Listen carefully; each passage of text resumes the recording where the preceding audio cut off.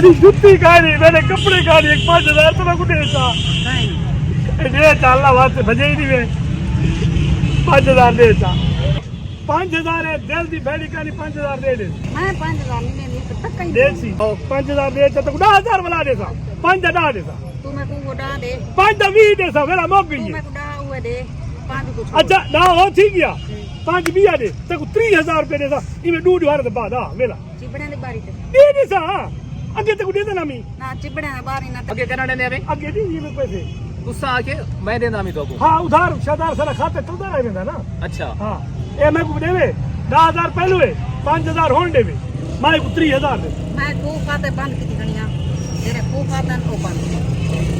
देखो कुत्ते दगे मैं खुश जा खुश ये देरी में देर हाँ मैं ये खुश 5000 तक नो ओ भाई मान देख नहीं दे दियो शॉपिंग की डिग्री ताजी